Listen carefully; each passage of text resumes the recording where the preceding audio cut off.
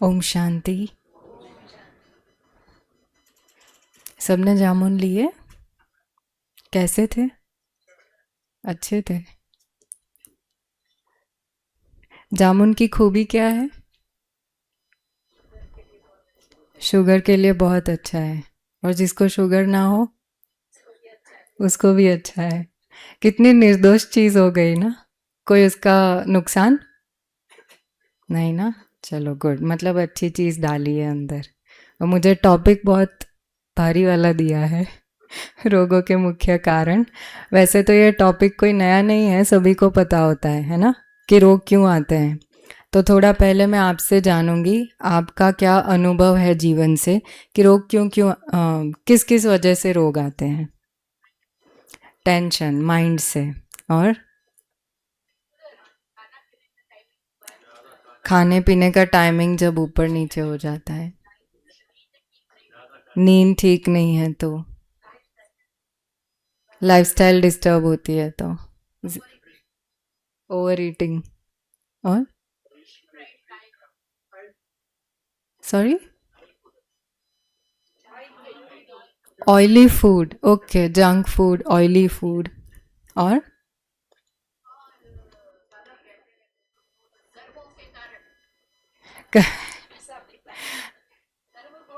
कर्म भोग, इस पर मैं थोड़ा लूँगी डिटेल में।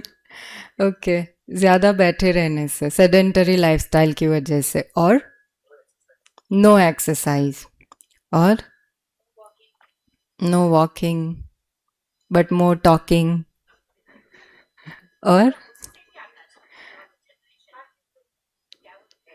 जेनेटिक। ओके जी, अडल्ट्रेटेड फूड। ओके, हमें तो उसमें से बाबा ने बचा लिया, बच्चे बाहर का खाना नहीं, खुद बनाओ खुद खाओ। तो हमने घर में एडल्ट्रेशन चालू कर दिया। हाँ, वो भी है। इंग्रेडिएंट्स की भी बात है, और रियल में वो मिक्सिंग की भी बात है, जिसको समझना है। ओके, पॉल्यूशन पर चिंतन करना, tension, very good, negative thinking, बीती बातों को बार बार याद करना, बहुत अच्छा। और आ गया सब कुछ जी। केमिकल वाला फूड, ओके। और शरीर को कष्ट नहीं देना, रेस्ट नहीं देना, वेरी गुड।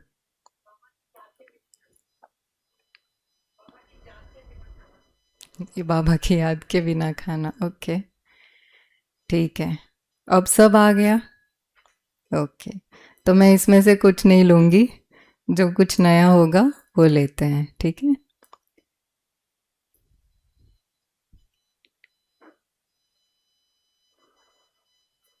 ओके, तो रोगों के मुख्य कारण, ये तो बहुत कम है, लिस्ट निकाले तो बहुत लंबी हो सकती है। जनरल लिखा है कि अस्वस्थ जीवन शैली, यानी बिगड़ी हुई आदतें। अब आदत कहाँ से शुरू होती है हमारी दिनचर्या में? तो सुबह उठने से लेकर रात को सोने तक के जितने कर्म हम करते हैं, वो सब हमारी आदतों से जुड़ा हुआ है। तो उठने का टाइम हमारा बाबा ने सुधार दिया, सोने का टाइम हमारा बाबा ने, उन्होंने तो चाहा पर हमने सुधारा नहीं है। क्योंकि बहुत लोग रात को देरी से सोते हैं, सुबह जल्दी उठते हैं। है, हम में से भी यहाँ कोई ना कोई होंगे जो शायद रात को 11-12 बजे सोते होंगे, पर अमृत वेला उठ जाते होंगे। क्या नींद पूरी हो जाती है? तो कुछ लोगों की होती है, बाकी कहेंगे कि नींद पूरी नहीं होती है, इसलिए फिर हमें दिन में सोना पड़ता है ना। तो दिन में सोना चाहिए, नहीं सोना चाहिए ना। जनरल नॉलेज तो ये है कि दिन में नहीं सोना चाहिए, लेकिन हम ब्राह्मणों की दिनचर्या देखें तो सोना भी ज़रूरी है, क्योंकि हमारा रेस्ट, हमारी नींद पूरी नहीं होती। तो हम इसका जुगाड़ क्या कर सकते हैं? मैं इसको जुगाड़ वर्ड यूज़ करूँगी। तो जुगाड़ ये है, कहा क्या जाता है, भोजन के बाद सोना नहीं चाहिए। नहीं तो फिर पाचन खराब हो जाता है, वो भोजन पचता नहीं है, पचेगा नहीं, सड़ेगा, वायु करेगा, वगैरह वगैरह। तो भोजन करने के बाद सोने से अच्छा है हम भोजन से पहले सो ले। अगर सोने का टाइम मेरा 1, 2 या 3 बजे है तो मैं इसको धीरे धीरे 11 बजे या ऐसे कर दूं ताकि सोऊं, फिर खाऊं, फिर एक्टिव रहूं, तो वो मुझे कभी भी नुकसान नहीं करेगा। अच्छा, कुछ लोग कहेंगे फिर तो किचन वाले तो परेशान हो जाएंगे कि हम 12 बजे खा रहे हैं, आप 2 बजे खा रहे हो, समेटे कब? तो फिर क्या कर सकते हैं, तो हमारा दोपहर का मील हम हल्का कर सकते हैं, फिर सोए तो ठीक है। लेकिन अनाज खाए, कोई भी अनाज हो, आप गेहूं ले लो, चावल ले लो, ज्वारी ले लो, कोई भी अनाज, उसको पचने में कितना टाइम लगता है? हाँ जी, 4 घंटा, मिनिमम 4 घंटा हम समझे। उसी 4 घंटे में हम तो सो जाते हैं ना, हम शांत हो गए, हमारा पेट भी शांत हो गया, तो पचेगा कब? शांत होना माना स्लो होना। तो फिर अच्छा, सब्जी खाई कोई भी, मान लो लौकी, कद्दू, कोई भी सब्जी खाई, सूप खाया, उसको पचने में कितना टाइम लगेगा? या कोई फ्रूट है, उसको पचने में कितना टाइम लगेगा? 1 या 2 घंटे। तो ऐसा मील लिया हो और हम सोए तो क्या वो नुकसान करेगा? नहीं। तो सोना है तो त्याग आएगा, किस चीज का? अनाज का नहीं, खाना तो है, अनाज का त्याग आएगा अगर मुझे खाने के बाद सोना है तो। लेकिन मैं पहले सो रही हूं तो उत्तम है, फिर मैं कुछ भी खा सकती हूँ। तो सोना राइट टाइम पर हो। एक तो रात को सभी जल्दी सोते हैं, अच्छा सेवा की वजह से लेट देर रात तक जगना वो अलग बात है, लेकिन हम मोबाइल की वजह से देर रात तक जगे तो वो ठीक नहीं है। क्यों? क्योंकि मोबाइल की जो वाइट लाइट है वो आंखों के थ्रू ब्रेन को हिट करती है, और सिग्नल्स कैसे जाते हैं भाई, जागो जागो जागो, तो वो हमारे ब्रेन को जगाती रहती है वो वाइट लाइट। और हम क्या करते हैं, बस देख के मन भर गया, अब शट डाउन करके सो जाओ, तो तुरंत फिर नींद भी नहीं आती है। तो नींद बिगड़ने का भी मुख्य कारण हमारी आदत ही है। तो कहा जाता है कि भोजन से 1 से 2 घंटा पहले हमारा आंखों का मौन होना चाहिए। वैसे तो कहते हैं 1 घंटा पहले तक आंखों का मौन हो, 2 घंटे पहले तक मुख का मौन हो, और 3 घंटे पहले तक जीभ का मौन हो। अर्थात 3 घंटे पहले हमारा भोजन हो जाना चाहिए, 2 घंटे पहले मुख का मौन होना चाहिए, और 1 घंटा पहले आंखों का भी मौन होना चाहिए। है ना? डिफिकल्ट है ना? सबके चेहरे सीरियस हो गए। डिफिकल्ट नहीं है, करना चाहे तो हम कर सकते हैं ना। वैसे ये तो हम चलो ब्राह्मण हैं, बहुत डिसिप्लिन लाइफ जीते हैं, लेकिन दुनिया वाले भी ऐसी प्रैक्टिसेस करते हैं। जो साइकोलॉजिस्ट होते हैं वो भी, जिनको डिप्रेशन वगैरह होता है, उनको ऐसी प्रैक्टिस कराते हैं और रियली उनको अच्छा रिजल्ट मिलता भी है। तो अगर किसी को नींद की प्रॉब्लम है तो ये एक परिवर्तन लाना बहुत ज़रूरी है। ठीक है, मोबाइल को 1 घंटे पहले छोड़ देना। ओके, दूसरा है कमज़ोर मानसिक अवस्था। किसे मन की कमज़ोरी कहेंगे?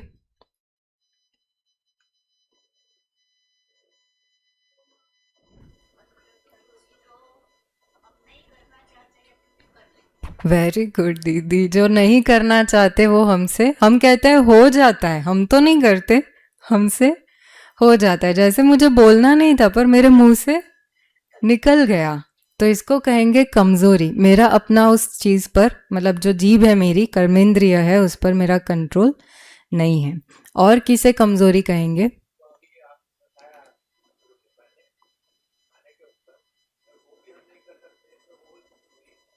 वो कमजोरी है, जिसको आज ललित भाई ने एक अच्छी टर्म में समझाया कि जान तो लिया लेकिन अगर मान नहीं पाए तो फिर उसका कोई मतलब नहीं। ओके, और मन की कमजोरियां फटाफट, हमारे पास तो बहुत सारा नॉलेज है इसके ऊपर। फुल स्टॉप नहीं लगा पाते, वो मन की कमजोरी है। और व्यर्थ चिंतन, सारे 5 विकार। तो हम एंड में, इस सेशन के एंड में 5 विकार से रोग कैसे आते हैं उसको थोड़ा सा ब्रीफ में समझेंगे। ओके, थर्ड है बार बार या दैनिक होने वाली गलतियां, जिसको हम बोलते हैं रिपीटेशन। है ना? क्या ऐसी कोई गलती है जो हम बार बार करते हैं? बार बार चाय पीते हैं, ओके। जो चीज़ छोड़ना चाहे वही चीज़ हमसे छूटती नहीं है, तो हम उसको बार बार करते हैं। अच्छा, जिसके मन में आलस्य रहता है वो रोज सोचता है आज एक्सरसाइज करूं, फिर कल कर लूंगा, फिर दूसरे दिन आज नहीं, फिर तीसरे दिन नहीं नहीं। कोई तो ग्रुप चाहिए ना, कंपनी के बिना नहीं कर सकते, तो फिर हम खुद को एक्सक्यूज देते हैं, कोई कंपनी मिल जाएगी तो, कोई योगा क्लास ज्वाइन कर लूंगा तो ये सारे एक्सक्यूजेस हमारी गलतियों को बार बार दोहराते हैं, और ये चीज़ फिर हमारे मन में, हमारे आत्मा में संस्कार की तरह बनकर बैठ जाती है। और संस्कार एक बार पक्का हो गया, फिर उसको परिवर्तन करना बहुत मुश्किल है। इस पर मैं एक कहानी कई बार सुनाती हूँ। कहानी तो नहीं है, हमारे यज्ञ का ही किस्सा है। मैंने सालों पहले सुना था, थोड़ा इधर उधर हो सकता है। तो जब ब्रह्मा बाबा ने शरीर छोड़ा, उसके बाद दादी प्रकाशमणि जी ने यज्ञ को संभाला। तो उसके बाद कन्याओं की जो ट्रेनिंग होती है, 1 महीना मधुबन में चलती है, तो काफ़ी कन्याओं ने ट्रेनिंग ली। अब जब ट्रेनिंग पूरी होती है तो उनको अलग अलग सेंटर पर भेजा जाता है। तो दादी ने देखा था पूरे 1 महीने के टाइम में कि कई कुमारियाँ गाजर को पसंद नहीं करती थी। तो ट्रेनिंग पूरी हो गई, फिर भी दादी ने सबको रोका और रोज़ थोड़ा थोड़ा गाजर खिलाते थे। थोड़े दिनों के बाद जब उन्होंने खाना स्टार्ट किया, मतलब एक्सेप्ट करना स्टार्ट किया, क्योंकि रोज़ थोड़ा थोड़ा आपको परोसा जाए ना, तो टेस्ट बड्स भी उसके साथ सेट हो जाते हैं। तो फिर उन्होंने लेना स्टार्ट किया। फिर दादी ने उनको अलग अलग सेंटर पे भेजा। तो अब किसी ने पूछा कि दादी सिर्फ गाजर ही तो नहीं पसंद करती थी, उसमें क्या बड़ी बात थी। तो दादी ने समझाया कि आज ये बच्चियाँ एक खाने की चीज़ में पसंद और नापसंद करती है, कल को सेंटर पे जाएंगी तो व्यक्तियों के लिए कहेंगी, आत्माओं के लिए कहेंगी ये पसंद है और ये नापसंद है। तो संस्कार कहाँ कहाँ काम कर जाता है। तो आलस्य भी संस्कार है, रिजेक्ट करना वो भी संस्कार है, एक्सक्यूजेस देना वो भी संस्कार है ना। जैसे जान लिया पर नहीं मानना, वो भी एक प्रकार का संस्कार है। तो वो कौन सा संस्कार कब कहाँ काम कर जाए, इसलिए बाबा हमारे पीछे कौन सी मेहनत करते हैं, तो संस्कार परिवर्तन, फिर संसार परिवर्तन, है ना। तो सबसे पहले अगर मुझे रोगों से निकलना है तो अपने संस्कारों को बदलना बहुत ज़रूरी है। तो ये चिंतन इतना सुनेंगे तो बहुत सारी गलतियां ध्यान में आ जाएगी कि ये हम करते हैं, तो उसको निकालना है। ठीक है। लास्ट है जानते हुए अनजान बनना। जैसे भाई ने कहा एक्सरसाइज, किसको नहीं पता एक्सरसाइज करनी चाहिए, है ना। तो एक कहावत है कि शरीर को श्रम दो और मन को आराम।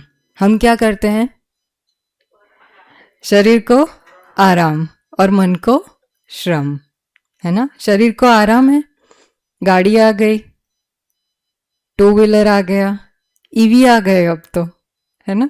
तो पेट्रोल डीजल का भी खर्चा नहीं, तो हम खर्चे में भी बच गए और एक्सरसाइज से भी बच गए। लेकिन हमारी टांगों ने चलना, कोई आराम नहीं रहता। हाँ। तो शरीर के श्रम में तो 2 प्रकार के श्रम आते हैं।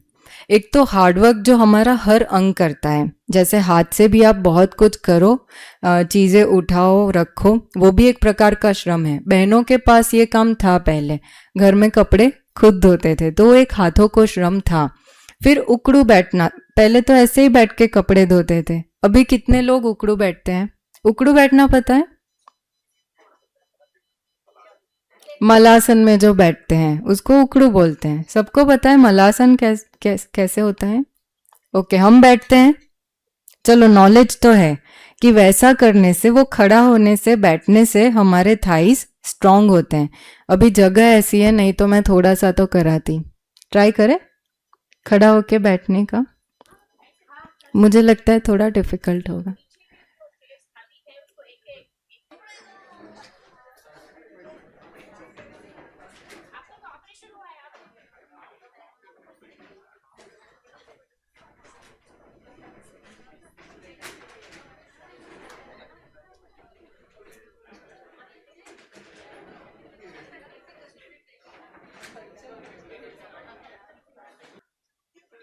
घुटने का अच्छा, जिनको बहुत पेन है वो छोड़ दे। किसी को फोर्स नहीं है, जो बैठ सकते हैं एटलीस्ट बैठे। फिर से खड़े होंगे और लास्ट टाइम एक बार फिर बैठेंगे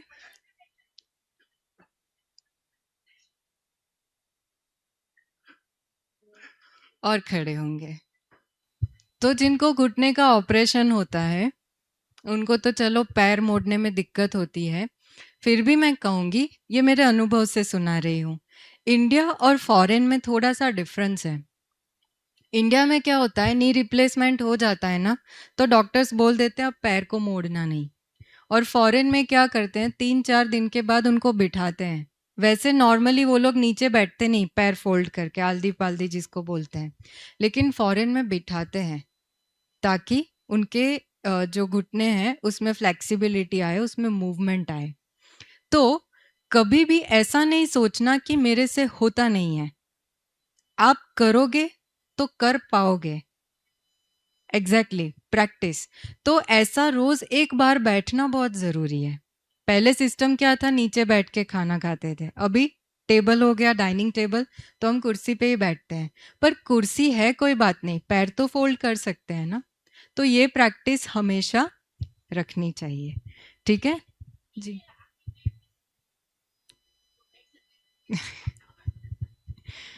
ठीक है, जिनको बैठना है वो आ सकते हैं,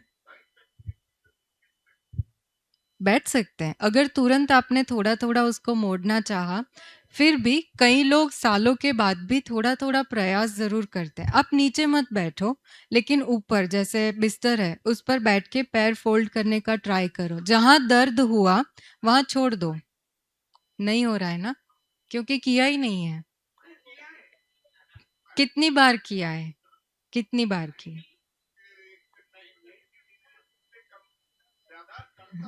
ओके, हाँ। ठीक है, ऑपरेशन के साथ लिमिटेशन जितनी आती है वहाँ छोड़ दो, लेकिन मेरा कहने का भाव ये है कि प्रयास मत छोड़ो।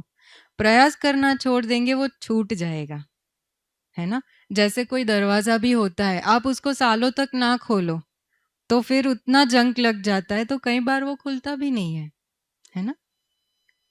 चलो, नेक्स्ट है रोग का मूल कारण, उसको कहेंगे अज्ञानता। कैसी अज्ञानता? तो जो खास करके लोगों को खाने से लेकर होती है कि क्या खाना चाहिए, कब खाना चाहिए, कितना खाना चाहिए, किसके साथ खाना चाहिए। तो अभी का टाइम ऐसा है कि हम सब कुछ सब सीज़न में खाते हैं, है कि नहीं? जैसे मुंबई वाले हैं, हैदराबाद वाले हैं, हमारे पास आते हैं तो सभी बोलते हैं हमको 12 महीने सब कुछ मिलता है। आप नाम बोलो। तो आम भी मिलता है, वाटरमेलन भी मिलता है और सब्जियां भी सारी मिलती है। लेकिन राइट सीजन कौन सी है? किसी भी फ्रूट की, कोई भी वेजिटेबल की, कोई अनाज की, या मैं कहूँ तेल लेने की भी राइट सीजन क्या है, इसका नॉलेज होना बहुत ज़रूरी है। क्योंकि हमारे पास तो तेल की भी वैरायटी होती है ना, कोकोनट ऑयल, तिल का तेल, सरसों का तेल, मूंगफली का तेल। तो कौन सी राइट सीजन है ये जानना बहुत ज़रूरी है। ये सब आगे सेशन में आएगा, इसलिए मैं पूरा डिटेल में नहीं ले रही हूँ। और दूसरा है अंगों की क्षमता। जो अभी हमने चेक की वो हमारे घुटने की क्षमता थी, वो हमारे थाइस की क्षमता थी। ठीक वैसे ही हमारे शरीर के हर अंग की एक क्षमता है। क्या दो व्यक्तियों की एक जैसी क्षमता हो सकती है? चलने में, वजन उठाने में? नहीं। देखने में? नहीं। सुनने में? नहीं। है ना? तो क्या दो व्यक्तियों की एक जैसी पचाने की क्षमता हो सकती है? तो हम जब खाना खाने बैठते हैं, तो क्या दूसरे की थाली में हम देखते हैं या नहीं देखते? कौन कितना खाता है, क्या खाता है, अरे इन्होंने तो ये खाया है, मैं क्यों ना खाऊं? कंपैरिजन होती है ना? पर वो इसलिए खा सकता है क्योंकि वो पचा सकता है। ठीक है? अगर बाहर के अंगों की क्षमता का हमें पता चलता है, हाथ की क्षमता कितनी है, पैरों की क्षमता कितनी है। मुझे अपनी आंतों की क्षमता जाननी हो तो कैसे पता चले? आंतें सभी जानते हैं, इंटेस्टाइन। उसकी क्षमता मुझे जाननी हो तो मैं कैसे जान सकती हूँ?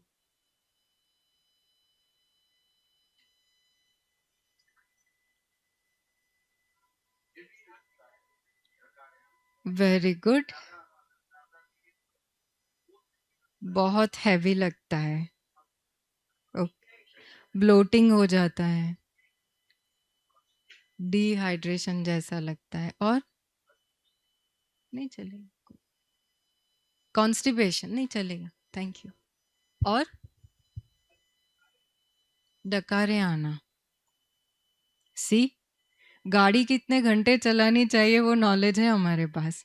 वॉशिंग मशीन कितने घंटे हम कंटिन्यू बैक टू बैक लॉट में चला सकते हैं वो नॉलेज है हमारे पास। हाथ और पैर कितना चला सकते हैं वो नॉलेज है हमारे पास, लेकिन अंदर की आंत को कितना चलाना चाहिए वो नॉलेज नहीं।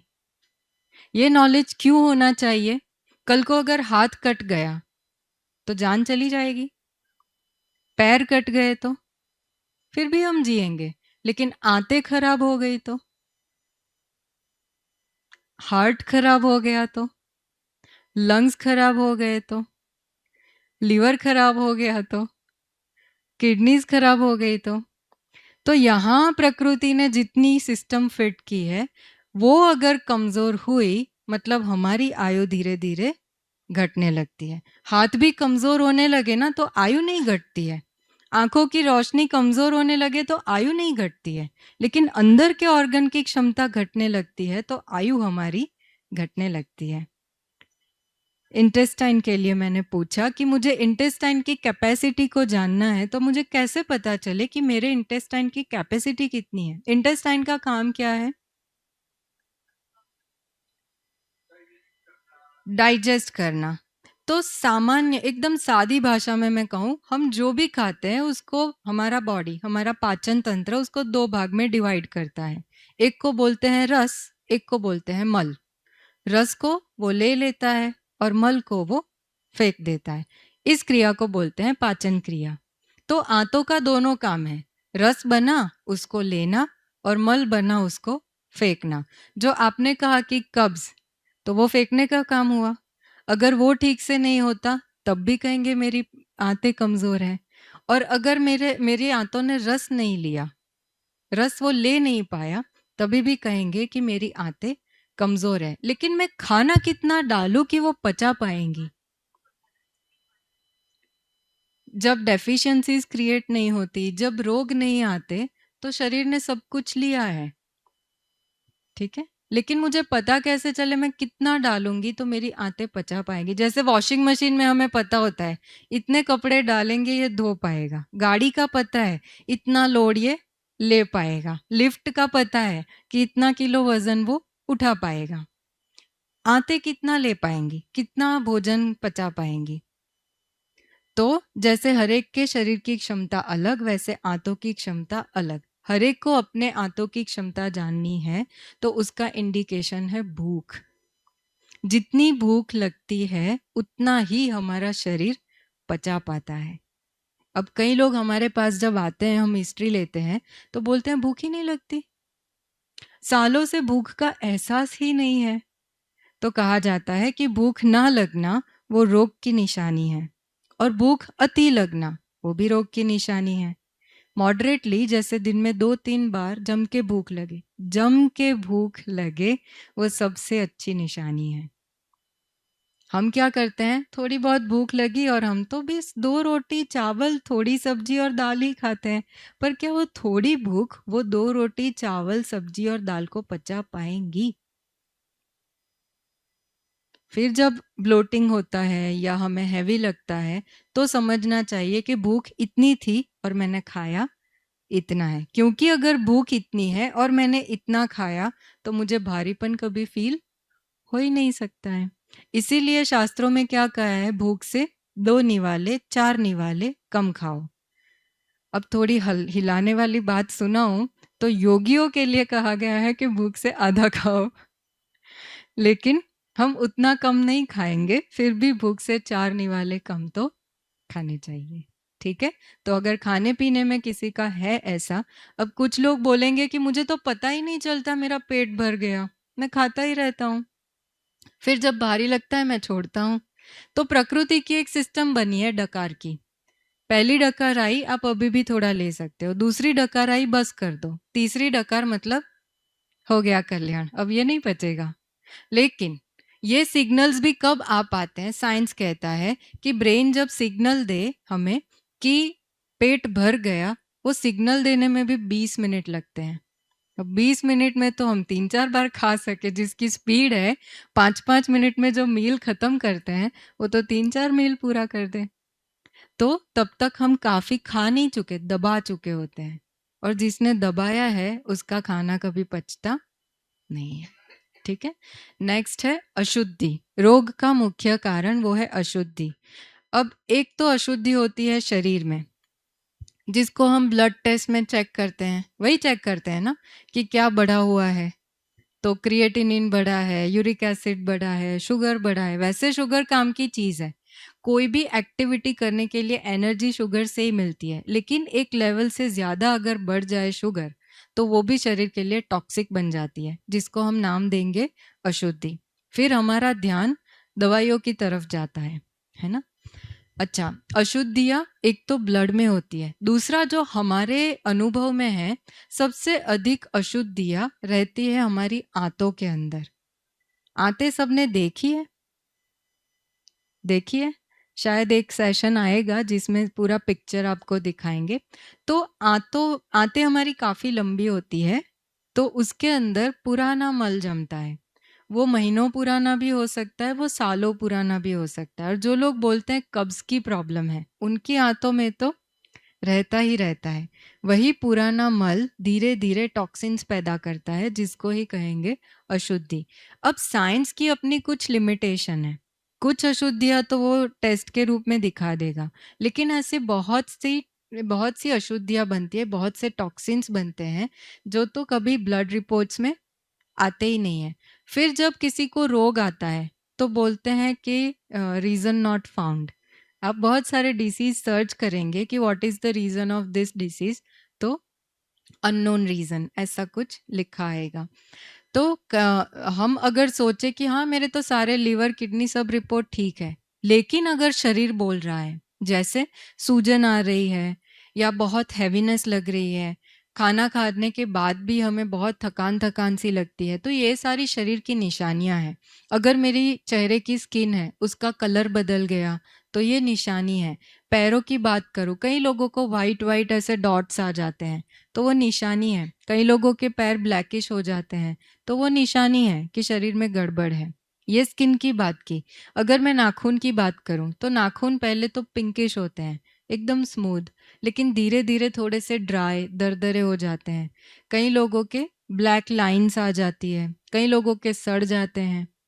तो कई लोगों के जैसे इस शेप में नाखून नॉर्मली होते हैं, अगर उल्टा शेप हो जाए, तो ये सारी शरीर के अंदर बहुत सारी गड़बड़ दिखाता है। जैसे वो एक कैमरा आता है ना, कि आपने क्लिक किया और फिर वो स्लाइड आउट होता है। तो ये आप समझो नाखून है, बाल है, स्किन है, वो एक प्रकार का स्लाइड आउट पिक्चर ही है। जैसे अंदर की अवस्था होती है अंगों की, उसी अनुसार हमारे बाहर की व्यवस्था बनती है। चाहे वो स्किन की हो, चाहे वो नाखून की हो, चाहे वो आँखों की हो। आपने अगर कभी किसी वैद्य को आप मिले हो, पुराने वैद्य, वो लोग आँखें देखकर भी बता देते थे कि आपको ये रोग है ना? तो आँखें नॉर्मली वाइट होती है, लेकिन वाइट से थोड़ी-सी येलो हो गई तो उसका अलग मीनिंग है, थोड़ी-सी रेडिश हो गई उसका अलग मीनिंग है, छोटी हो गई उसका अलग मीनिंग है, बड़ी हो गई उसका अलग मीनिंग है। तो ये सारी बातें रिपोर्ट्स में नहीं आती, ये सब देखने से समझ में आता है। तो हमेशा साइंस के आधारित ना रहकर प्रकृति के आधारित भी रहना चाहिए। ठीक है? ओके, दूसरी अशुद्धियाँ हैं खाने में। वो तो चलो हम सभी को पता है, हम बाहर का ज़्यादा कुछ खाते नहीं हैं, है ना? फिर भी जो लोग machine made chocolates, machine made ice cream, machine made biscuits खाते हैं, उनके ध्यान पर एक बात खास दिला दूँ कि आजकल मक्खन उतना सस्ता रहा नहीं है, क्रीम भी उतना सस्ता रहा नहीं है। तो वो लोग जो यूज़ करते हैं उसको पाम ऑयल बोलते हैं। पाम ऑयल ऐसा ऑयल है जो यूजुअली कॉस्मेटिक्स बनाने में यूज़ होता है। कॉस्मेटिक्स को हम खा नहीं सकते, ठीक है? उसको लगाते हैं वो अलग बात है। तो एक प्रकार से मैं कहूँ डेंजरस ऑयल है, जो हमारी आर्टरीज़ में बहुत सारे ब्लॉकेजेस क्रिएट कर सकता है। आजकल हम सुनते हैं ना छोटी छोटी एज में लोग हार्ट अटैक से शरीर छोड़ रहे हैं, तो उसका बहुत बड़ा रीज़न ये भी है। वैसे तेल दो प्रकार के आते हैं, रिफाइंड ऑयल और कच्ची घानी का तेल, है ना।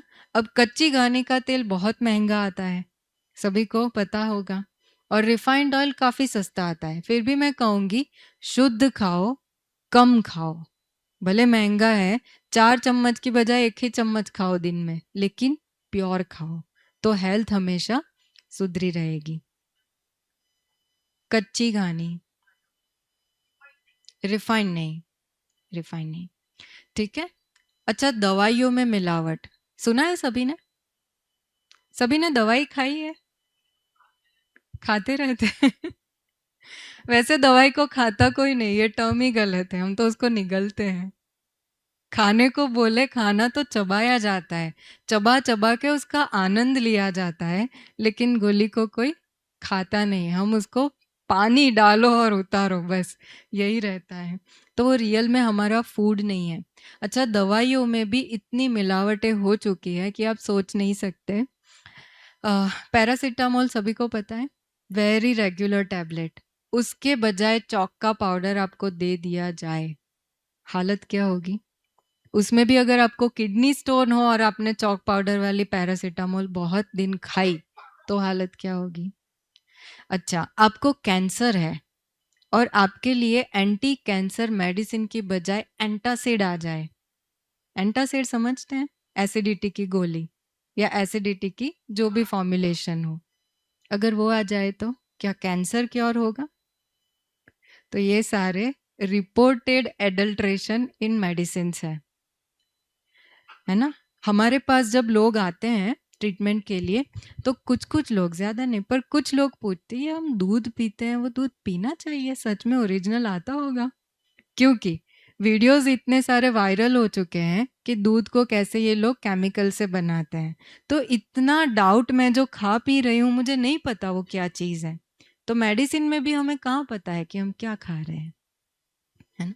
एक समय जो कलयुग की एक निशानी है, इंसान इतना लोभी हो जाएगा कि बहुत, वो हर प्रकार की हदें पार कर लेगा, तो ये इसको लोभ कहेंगे कि जब जिसको सच में ज़रूरत है उस दवाई की, उसमें भी उन लोगों ने एडल्ट्रेशन कर दिया। तो इसलिए दवाइयों के आधारित भी ना रहे तो बहुत अच्छा। अच्छा, लास्ट है जल तत्व की अशुद्धि। हमारे शरीर में जल तत्व है कितने परसेंटेज? 70, ठीक है। अगर रोग आया कोई भी, 70% जल तत्व दूषित हो गया, तो रोग से निकलने के मार्जिन कितने रहेंगे? हम कोई भी रोग कहाँ चेक करते हैं?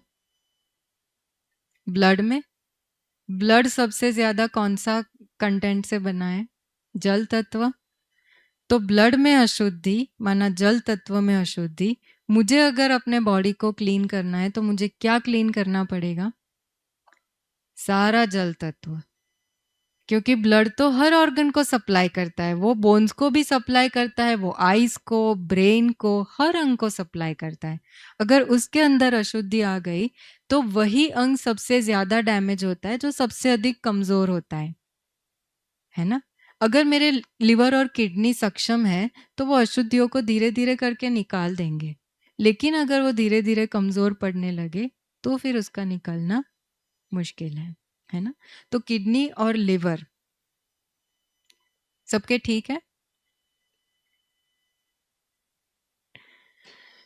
कोई आंसर नहीं, दो चार लोगों ने ही बोला ठीक है, बाकी सब कंफ्यूज्ड है, क्या पता अंदर क्या चल रहा है ना। सच में पता है लीवर इस साइड आता है कि इस साइड आता है? भाइयों के कौन सी साइड है? Right side. और किडनी इस साइड या इस साइड? बोथ साइड, चलो दो किडनीज होते हैं। किडनी क्या काम करती है? प्योरिफिकेशन। क्या प्योरीफाई करती है वो? फिल्ट्रेशन। पर क्या फिल्टर करती है? ब्लड को। ब्लड को फिल्टर करती है, उसमें से यूरिन बनाती है, यूरिन में वेस्ट सारा बाहर निकालती है। Very good. और लीवर क्या काम करता है?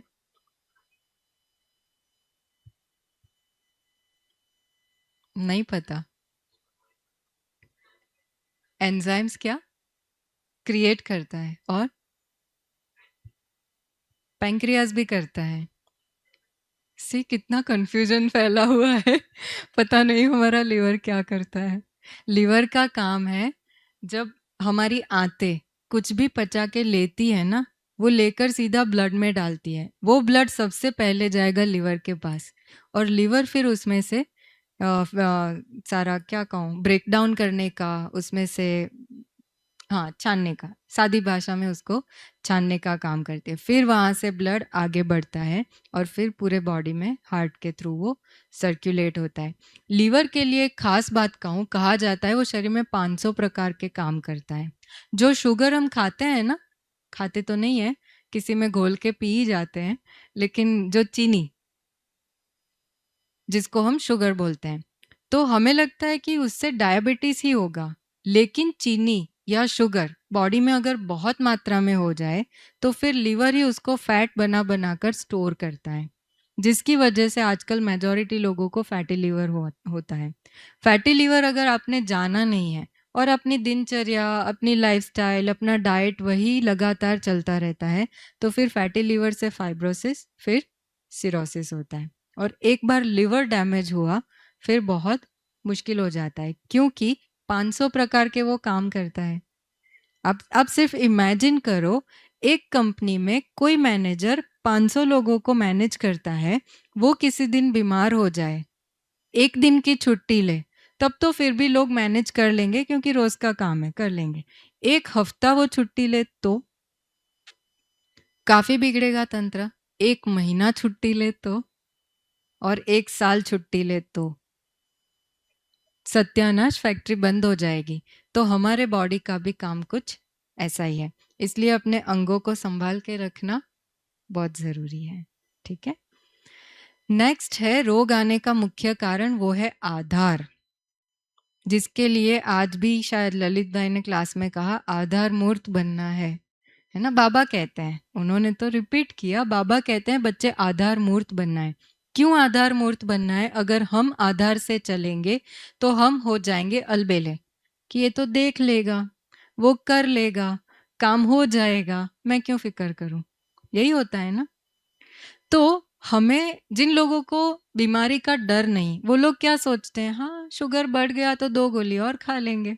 ऐसे लोग मैंने सुने हैं कि हाँ, कि थोड़ा मीठा खा लो, एक टाइम की बजाय 2 टाइम गोली खा लेंगे, उसमें क्या है, एक गोली है तो 2 गोली खा लेंगे, उसमें क्या है। तो ये जो आधार पर निश्चय है, वो हमें रोग के और करीब ले जाता है। दूसरा, हॉस्पिटल भी तो है ही ना, डॉक्टर्स तो है ही, अनुभवी है, इतने सारे ऑपरेशन कर चुके हैं, थोड़ा मेरा एक और कर लेंगे, उसमें क्या है। परिवार पर आधारित ऐसे लोग भी मैंने देखे हैं। जैसे मैं कहूँ, आर्थराइटिस, आर्थराइटिस के पेशेंट्स को देखा है आप सभी ने? आर्थराइटिस पता है, हड्डियों के जोड़ों में जो दर्द होते हैं, वो सब उसको बोलते हैं आर्थराइटिस। अब आर्थराइटिस में अगर पेन हो ना, वो बहुत खराब होता है। धीरे धीरे, कभी कभी आपने देखा होगा, ऐसे उंगलियां मुड़ने लगती है, हाथ की, पैरों की। तो मैं फिर से हिसाब की बात करूं, जो बाबा बोलते हैं कि हिसाब है तो कर्म भोग तो आएगा।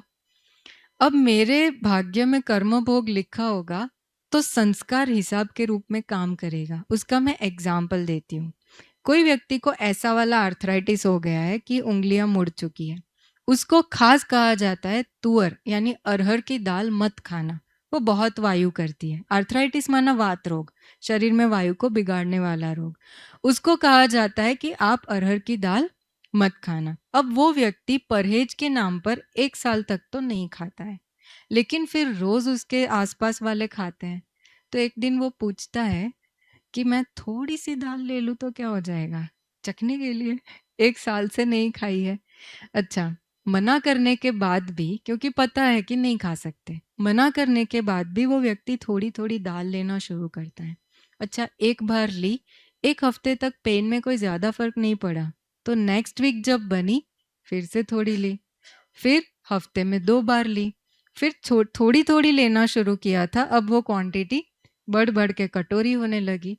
और फिर से सारा स्टेरॉइड वगैरह चालू। तो जिसके भाग्य में भोगना लिखा है उसका वही संस्कार काम करेगा, तो हिसाब भी उसके सामने आएगा। इसीलिए बाबा बोलते हैं बच्चे संस्कार परिवर्तन करो। संस्कार अगर उसका परिवर्तन हो गया कि ये मेरे काम का नहीं है, इसको छोड़ दो, तो वो कभी छुएगा नहीं। तो आर्थराइटिस होते हुए भी उस व्यक्ति को कभी पेन नहीं होगा। हमने ये प्रैक्टिकल केसेस में सुना रही हूँ कि आरए अबव 100 हो, जो कि हायर रेंज 14 है, 14 के बजाय 100 क्रॉस कर जाए, उस व्यक्ति का पेन आप सोच नहीं सकते। लेकिन अगर वो अपने जीभ पर या मैं कहूँ अपने मन पर कंट्रोल कर दे, तो उसके जीवन में पेन जैसी कोई चीज है ही नहीं। ठीक है, तो अच्छा, लास्ट भगवान पर आधार। तो मैं हमारे कनेक्शन में एक दादाजी है, वैसे नॉन बी के हैं, तो उनका खाने का पैटर्न अभी के सीजन के का सुनो आप। आम का रस गुजरात में बहुत खाते हैं, रोटी और आम रस। तो आम रस, दाल, चावल, रोटी, सब्जी, और उसकी थोड़ी देर के बाद चाय।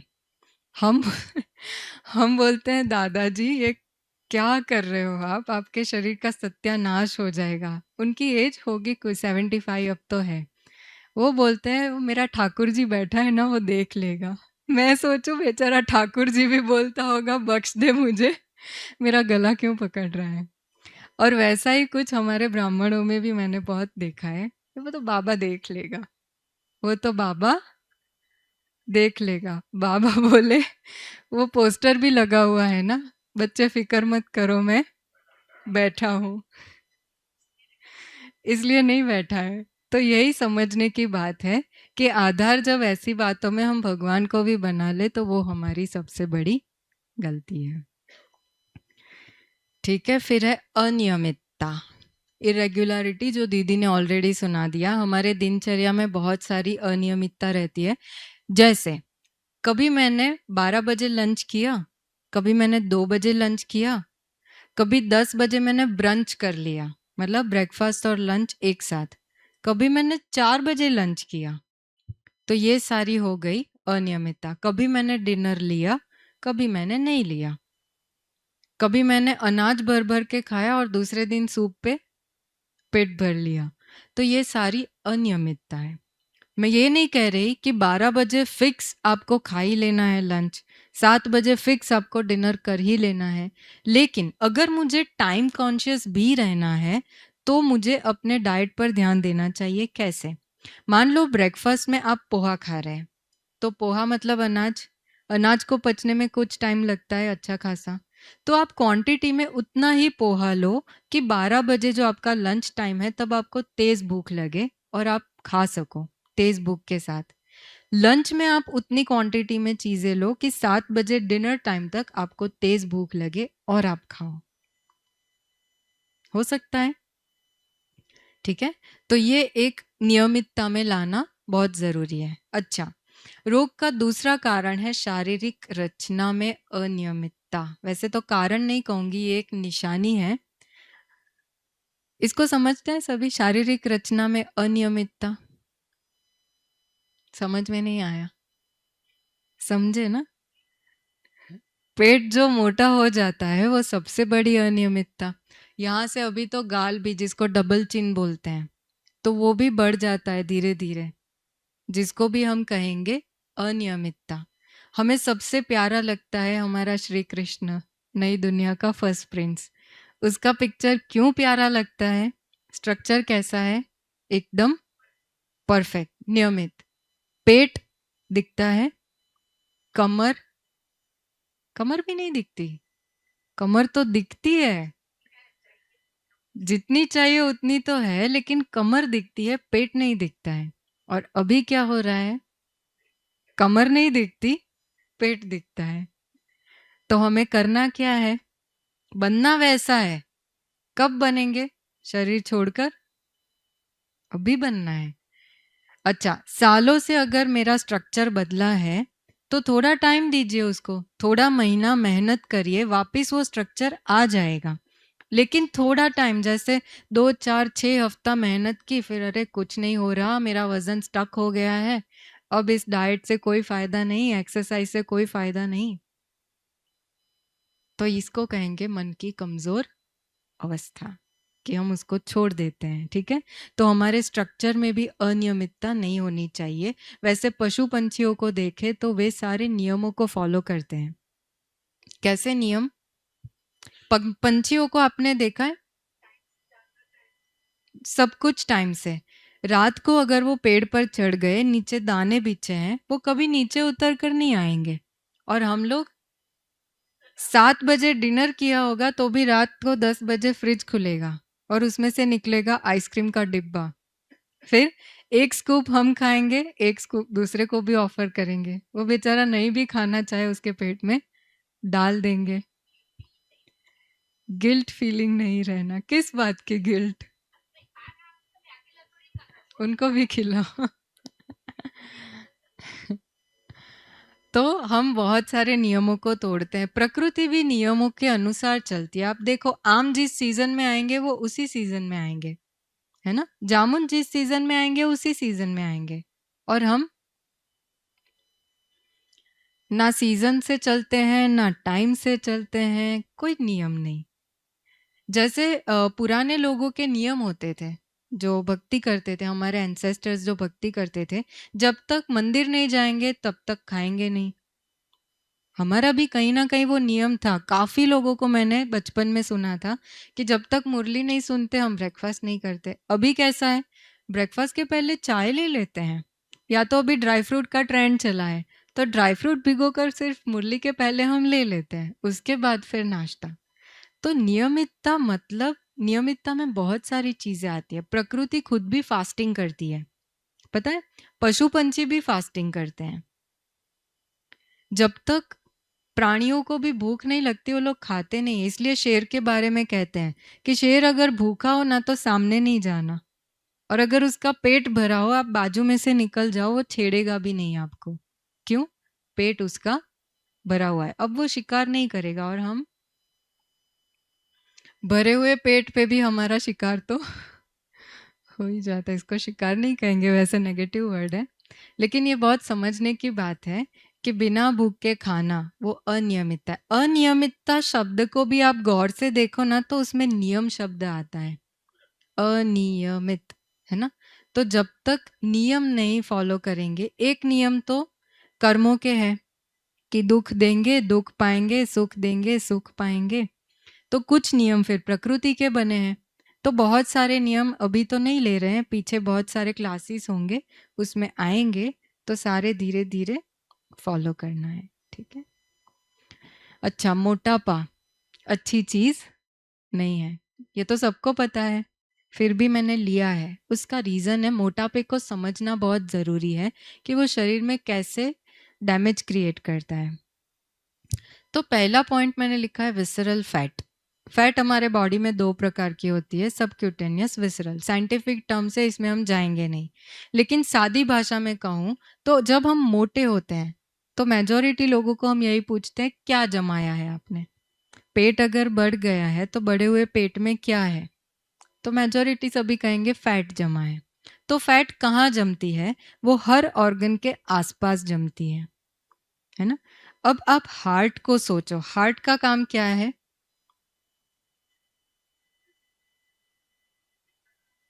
ब्लड को पंप करना। तो वो पंप करता है, ब्लड फ्लो होता है, वो पंप करता है, ब्लड फ्लो होता है। तो ये एक पंप की तरह वो काम करता है। इस स्पेस में अगर वो काम करे तो 1 मिनट में वो 70 टू 80 टाइम्स पंप करता है। अब मान लो इसके आसपास फैट लदी है,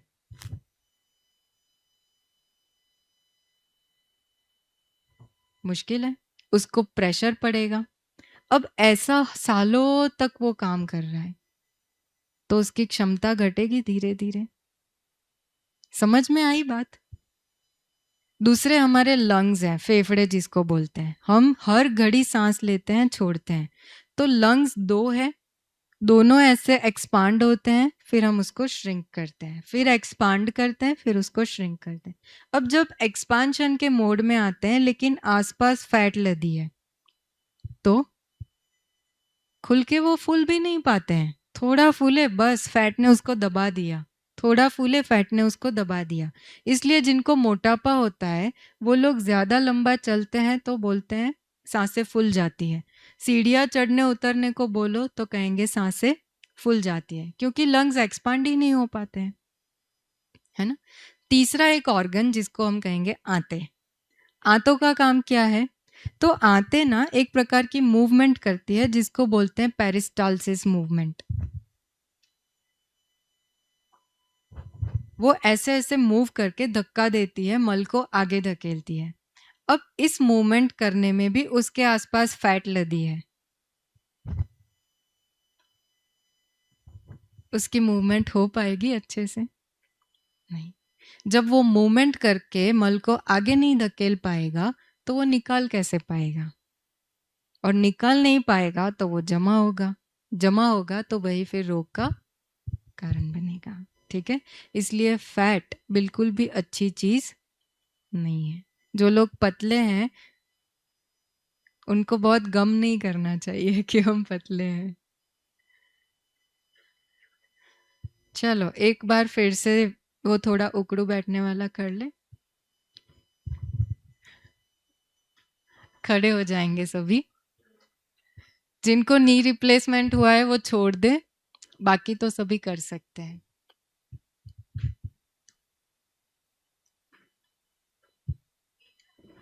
बैठेंगे।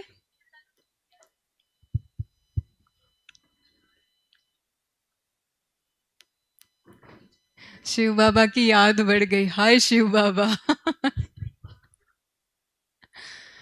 खड़े होंगे, फिर से बैठेंगे।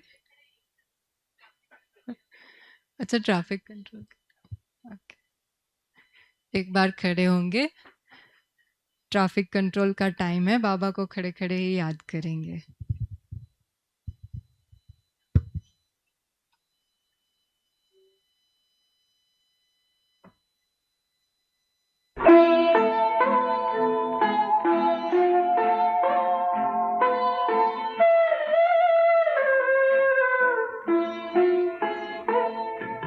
शिव पिता को अब याद करो, मुक्ति धाम तुम्हें जाना है।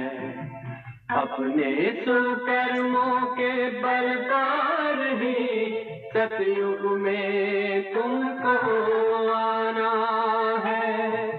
शिव पिता को अब याद करो।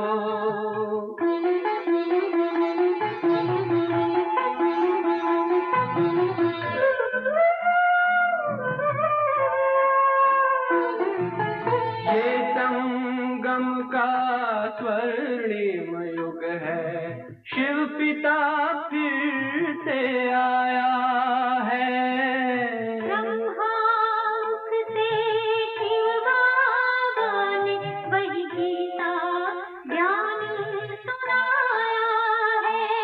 कलयुग का अंत अब आया है, विकराल विनाश खड़ा आगे।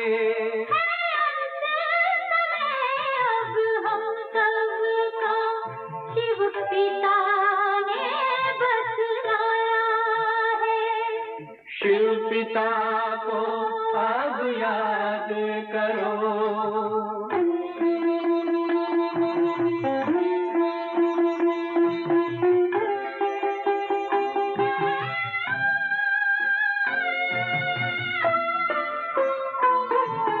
पांडव शिव शक्ति सेना की रणभेरी अब फिर बजती है। शिव बाबा के ज्ञान से फिर माया को मार भगाना है। शिव पिता को अब याद करो, सतयुग में तुमको आना है। शिव पिता को अब याद करो, मुक्ति धाम तुम्हें जाना है। अपने सुकर्मों के बल पर ही सतयुग में अब तुम्हें आना है। धाम में तुम्हें सतयुग में अब तुम्हें आना है। धाम में तुम्हें जाना है।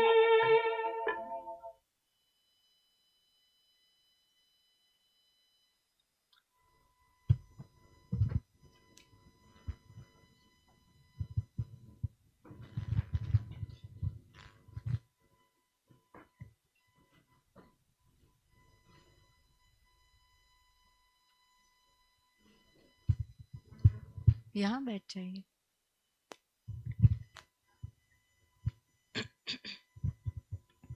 ओके। रोग का एक और मूल कारण है, वो है असंतुलन, जिसको हम सादी भाषा में, इंग्लिश सभी ज़्यादा समझते हैं इस बारे में, इम्बैलेंस, है ना। तो इम्बैलेंस कौन कौन सी बातों में होता है? तो एक तो वात, पित्त और कफ, ये 3 टर्म सभी जानते हैं, आयुर्वेद की टर्म है। हम इस पर एक एक्टिविटी भी रखेंगे। सेशन नहीं, ऐसा क्लास नहीं होगा, एक्टिविटी होगी जिससे हम जान पाए कि मेरी प्रकृति कौन सी है और उसके लिए मुझे क्या क्या ध्यान रखना चाहिए। ठीक है। तो वात जब शरीर में असंतुलन होता है, तो मैंने कहा आर्थराइटिस एक तो वो बहुत बड़ा रीज़न है। फिर बहुत सारे प्रकार के दर्द वायु बढ़ने से आते हैं जो हम नहीं जानते, जैसे हेडेक होना, माइग्रेन होना, बैक पेन बिना वजह। कई लोग बोलते हैं कभी यहाँ दर्द होता है, कभी यहाँ दर्द होता है, फिर यहाँ ठीक होता है, यहाँ आ जाता है। कभी बोलेंगे बढ़ जाता है, कभी बोलेंगे घट जाता है। तो ये जो वेरिएशन आता रहता है हमारे पेन में, उसका बहुत बड़ा रीज़न है वायु। जब वो इम्बैलेंस हो जाता है, बढ़ जाता है या बिगड़ जाता है, तब इस प्रकार के प्रॉब्लम्स होते हैं। फिर बहुत सारे ब्रेन रिलेटेड इश्यूज, वो सारे वायु बिगड़ने की वजह से होते हैं। नॉर्मली साइंस की भाषा में हम बहुत सारे रीज़न सुनाते हैं कि बीपी हाई हो गया, तो बीपी हाई होने का भी एक बहुत बड़ा रीज़न वायु है। हमारे पास तो ऐसे अनुभवों की कोई कमी नहीं है कि जब व्यक्ति आया एकदम हाई ब्लड प्रेशर के साथ, अगर सेट हुआ तो मैं वो भाई का अनुभव भी सुनाऊंगी, वीडियो रखेंगे यहाँ पर। तो जब वो हमारे पास आए तो उनका ब्लड प्रेशर तो ऊपर का, जिसको सिस्टोलिक बोलते हैं, वो 160 170 और नीचे का 115 के अराउंड। फिर धीरे धीरे उन्होंने फास्टिंग किया, तो वो तो मेंटली प्रिपेयर होके आए थे। जो आज पानी के फास्टिंग की बात की, तो वो मेंटली प्रिपेयर होके आए थे। तो उन्होंने बोला मुझे रख दो फास्टिंग पे, दवाई नहीं खानी है मुझे। अच्छा, एक बात ये बहुत समझने की है, इतना हाई बीपी रहता हो कि ऊपर का 160 नीचे का 115, इसको बहुत हाई कहेंगे, और मैं सोचूं मुझे दवाई नहीं लेनी है, तो ये सबसे बड़ी भूल है मेरी। क्यों? इसको बोलते हैं ब्लड प्रेशर, हर घड़ी बना रहने वाला प्रेशर, क्योंकि ब्लड तो हर ऑर्गन को सप्लाई होता है। तो एक रीति से देखा जाए तो हर ऑर्गन अंडर प्रेशर है। हार्ट तो है ही है, किडनीज तो है ही है, लेकिन हर ऑर्गन अंडर प्रेशर है। तो ऐसी भूल भी नहीं करनी चाहिए। अगर शुगर लेवल भी बहुत हाई रहता हो, मेरे से ना लाइफस्टाइल चेंज की जाती है, ना डाइट चेंज किया जाता है, तो दवाई लो, है ना। लेकिन दवाई नहीं खानी है तो फिर ऑप्शन में कुछ करो।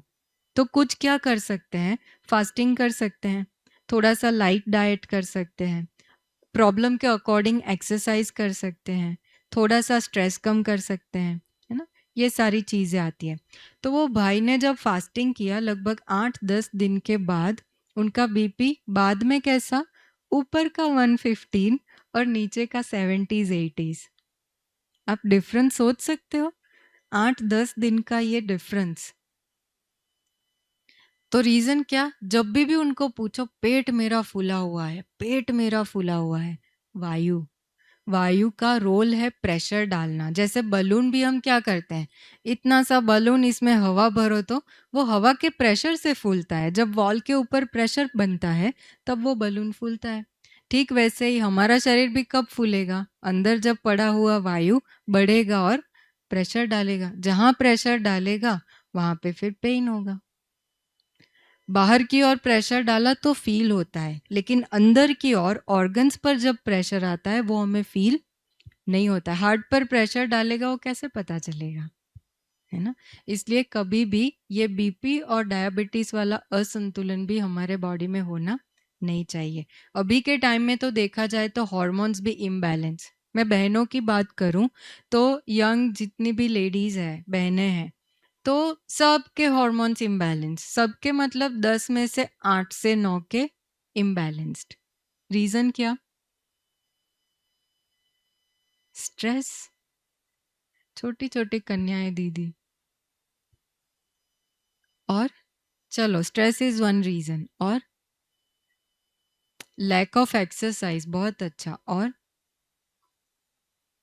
जी,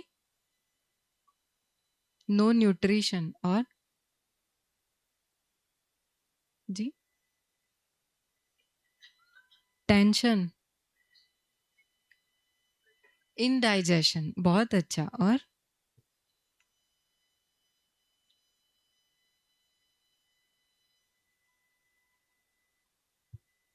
सच कहूं तो सबसे बड़े 2 रीजन में से एक रीजन है जो इनडाइजेशन कहा, लेकिन इनडाइजेशन से भी मैं कहूँ शुगर। इतना शुगर इनटेक वर्ल्ड में हो चुका है, हर चीज में। चाय में शुगर, इसमें शुगर, उसमें शुगर, बिस्किट में शुगर, ब्रेड में शुगर, टोस्ट में शुगर, हर चीज में। हमें जो बनाते हैं उनके पास नॉलेज है कि डलता है, जो नहीं बनाते उनको नॉलेज नहीं। दूसरा, मैदे की बात की थी, तो वो भी मैदा भी कन्वर्ट होके शुगर में ही वो कन्वर्जन होगा उसका, जब डाइजेस्ट हो जाएगा, तो वो भी इनडायरेक्टली मेरे बॉडी में शुगर को तो बढ़ाएगा। और दूसरा बहुत बड़ा रीजन है, वो है मानसिक अवस्था। पहले के लेडीज की मानसिक अवस्था और आज के लेडीज की मानसिक अवस्था में रात दिन का अंतर है। सभी मानते हैं? पहले के लोग जितना सह पाते थे, आज की जनरेशन उतना नहीं सह पाती है। उसका मेन रीजन रिजेक्शन। ठीक है। और भाइयों की मैं बात करूं, अभी अभी लोगों को प्रोस्टेट पता है कि भाइयों के अंदर कोई प्रोस्टेट नाम का ऑर्गन होता है। मुझे नहीं पता, मेरे दादा को प्रोस्टेट नाम भी पता होगा, क्योंकि उस जमाने में किसी को प्रोस्टेट की प्रॉब्लम होती ही नहीं थी। तो ये सारे हार्मोन्स गड़बड़ कब से होने लगे? तो पिछले सिर्फ कुछ सालों से, जब से खान पान बिगड़ा, जब से आदतें बिगड़ी, जब से नींद बिगड़ी, और जब से स्वभाव बिगड़े,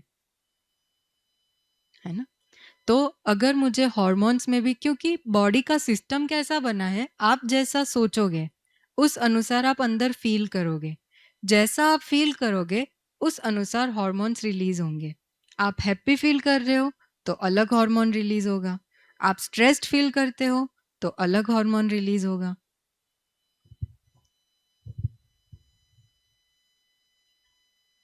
हम्म,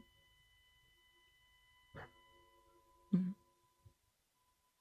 लेकिन ऐसे बहुत कम लोग हैं। मैं तो ऐसे लोगों की भी बात कर रही हूँ जिनको कोई ऐसा फिजिकल स्ट्रेस या मेंटल स्ट्रेस नहीं है, इजी गोइंग लाइफ है। तो फिर खान-पान और फिर भी मानसिक अवस्था बहुत, क्योंकि जब उनके ऊपर ये एक एस्पेक्ट से काम करते हैं, उनकी जड़ों को ढूँढने की कोशिश करते हैं कि कहाँ इनकी अवस्था बिगड़ती है, और उस पर ध्यान खिंचवा-खिंचवा के उसमें परिवर्तन लाते हैं, तो वही जो पीसीओडी आदि प्रॉब्लम होती है उसमें बहुत चेंज आता है। कई लोगों के बॉडी में ऐसे चेंजेस आए हैं। तो हमारा मानसिक अवस्था बहुत रोल प्ले करता है हॉर्मोन्स के बैलेंस के लिए। ठीक है? आते हैं तो करना ही पड़ता है, क्योंकि हमारा काम एज नेचुरोपैथ, हमारा काम होता है जड़ को समझना।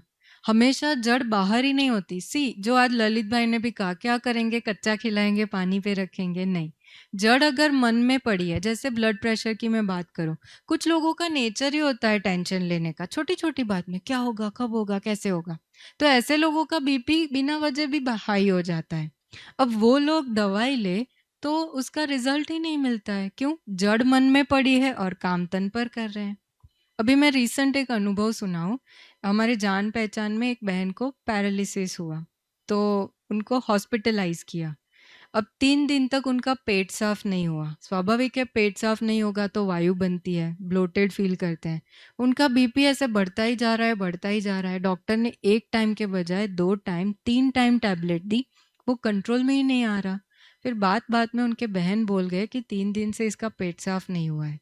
तो उनको मेडिसिन दिया, फिर जो कुछ घंटे के बाद पेट साफ हुआ, सीधा 140-150 के अराउंड उनका हायर ब्लड प्रेशर था, वो सीधा ड्रॉप होके 110 पर आ गया, पेट साफ होते ही थोड़ी मिनट के बाद। तो आप सोचो, ये जो पेट की सफाई है, गैस है, उसका संतुलन में आना, ये कितना ज़रूरी है। फिर हम बेवजह सालों तक दवाइयाँ खाते हैं, पर खाने पर हम ध्यान ही नहीं दे रहे कि किस खाने से हमारा वायु बढ़ता है। आलू खाने से वायु बढ़ता है, सबको पता है? नहीं पता? पता है ना? हम खाते हैं? सब ब्लैंक हो गए। खाते हैं कि नहीं खाते? खाते हैं ना? तो छोड़ दे या खाए? नहीं, नहीं, नहीं, मैंने छोड़ने के लिए नहीं बोला, सिर्फ नॉलेज की बात है। तो वात, पित्त और कफ में समझना ज़रूरी है। वात वालों को वायु बहुत जल्दी बनती है, तो उन लोगों को वायु करने वाली चीज़ें थोड़ी-सी अवॉइड करनी चाहिए। बाकी हाँ, वो वात, पित्त और कफ पूरा सेशन लेंगे, उसमें पूरा डिटेल में लेंगे। अभी सिर्फ ब्रीफ में सुना रही हूँ कि पित्त वाले ऐसे होते हैं जिनकी जठराग्नि एकदम तेज़ होती है। वो लोग पत्थर भी पचा सकते हैं। उनको आलू खाने से वायु क्या चीज़ होती है? वो लोग ऐसा भी बोलते हैं, मैंने सुने हैं। गैस क्या चीज़ है नहीं पता, डकार क्या चीज़ है नहीं पता। अब वो पाचन आप सोचो, और हम किसी पित्त वाले से कंपेयर कर लें, अरे वो तो रोज आलू पराठा खाता है, हो गया कल्याण। तो कभी भी कंपैरिजन नहीं करनी चाहिए, है ना? असंतुलन जब मानसिकता में आता है, अब वैसे तो बहुत डीप सब्जेक्ट है, लेकिन क्रेविंग्स की बात आजकल बहुत सामने आती है कि मुझे शाम होते ही क्रेविंग्स होती है।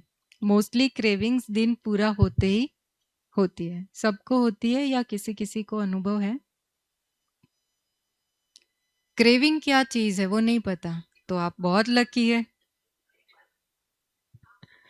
हाँ, मैं कुछ खाऊँ। अब कुछ में अगर आपको दलिया ऑफ़र किया जाए तो नहीं, दलिया नहीं चाहिए।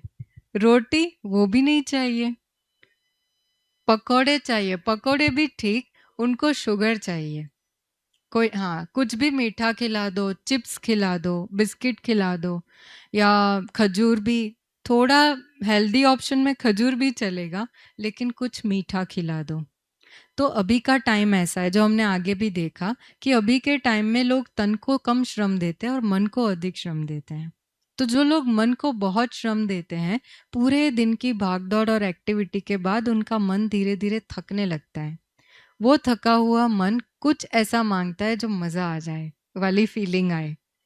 तो सबसे ज़्यादा मज़ा ब्रेन को भी तब आता है जब को कोई मीठी चीज़ खाते हैं, जिसको बोलते हैं, साइंस के टर्म में बोलते हैं डोपामिन रिलीज़। तो अगर अच्छा म्यूजिक सुन ले तभी भी डोपामिन रिलीज होता है, लेकिन मीठा खाना उससे इजी है। इसलिए लोग क्या चूज करते हैं, मैं कुछ खा लूं। तो ये जो क्रेविंग्स है वो बहुत डेंजरस है, क्योंकि वो शरीर की तो मांग थी ही नहीं, वो केवल मेरे मन की मांग थी, है ना? तो क्रेविंग्स से निकलना बहुत जरूरी है। कैसे निकलेंगे?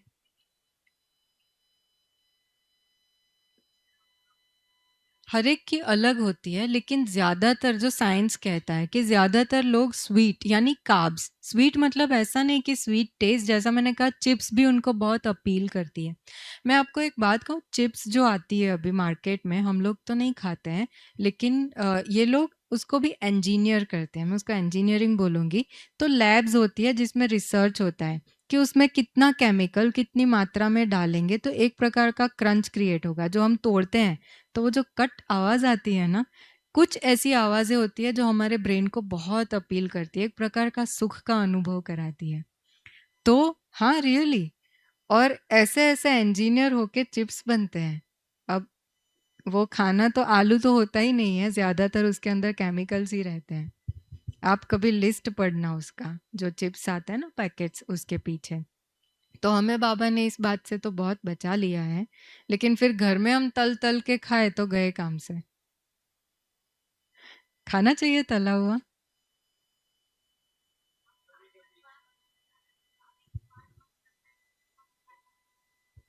खाने, हाँ, तो उसके लिए हमारी संस्कृति ने बहुत अच्छी चीज़ सिखाई है कि खाने के बाद थोड़ा-सा गुड़ खाना बहुत अच्छा, वो पाचन को तेज़ करता है। लेकिन हम लोग क्या खाते हैं ज़्यादातर चीनी वाली कोई ना कोई मिठाई। तो पहले तो ऐसा होता था कि कभी कोई त्योहार हुआ, गैदरिंग हुआ तब स्वीट खाते थे, अभी तो रोज़। और आप जैसी आदत डालोगे मन को और तन को, ठीक वैसी आदत वो पड़ेगी। इसलिए थोड़ा-सा स्ट्रिक्ट होना खुद के प्रति। कोई हमको टोके, उससे अच्छा है मैं ही खुद को टोक लूँ, है ना? पर चाय तो पीते हैं।